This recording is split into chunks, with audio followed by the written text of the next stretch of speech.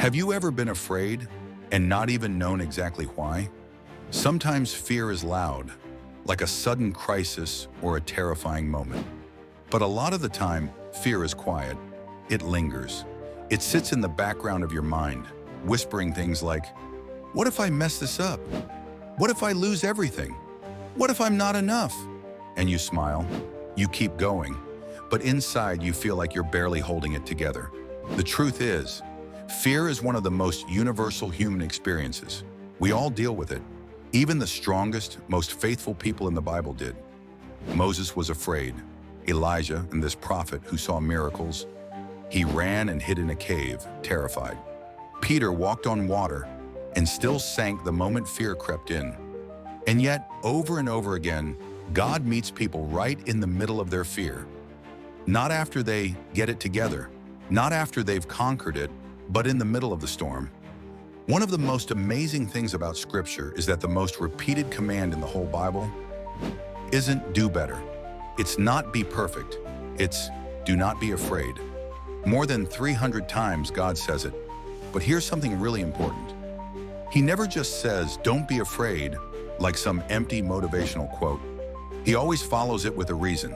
He says, do not be afraid, for I am with you. That's the difference. The Bible never says, don't be afraid because life will always be easy. It never promises that nothing bad will ever happen. Instead, it says, even when you walk through the hardest valley, you are not alone. Psalm 23 says, even though I walk through the valley of the shadow of death, I will fear no evil, for you are with me. That's it. That's the key.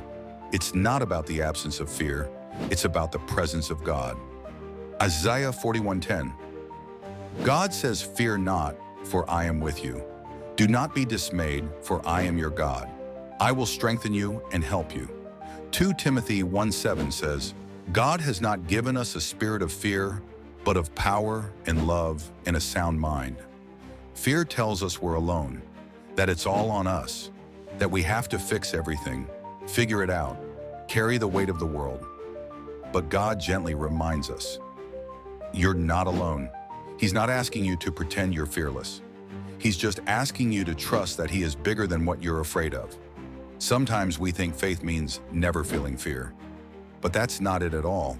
Faith is what you choose even when you do feel afraid. It's saying, oh God, I don't see how this works out, but I believe you're with me. I'm overwhelmed, but I know I'm not alone. I'm scared, but I'm still going to walk forward. And you know what? Even Jesus, when in the Garden of Gethsemane, knowing the cross was coming, He was full of anguish. He sweat drops of blood, but He still prayed, Father, not my will, but yours be done. If Jesus could feel fear and still obey, then there's grace for us too. So if you're in a place where fear is heavy, where anxiety feels like it's winning, you're not broken, you're not weak, you're human, and you are loved, deeply, completely, right in the middle of it. God is not far away. He is near to the brokenhearted. He walks with you through the valley. He speaks peace to the storm, and He never ever lets go. You don't have to have it all figured out. You don't have to pretend you're not afraid. You just have to remember this. God is with you, and that changes everything.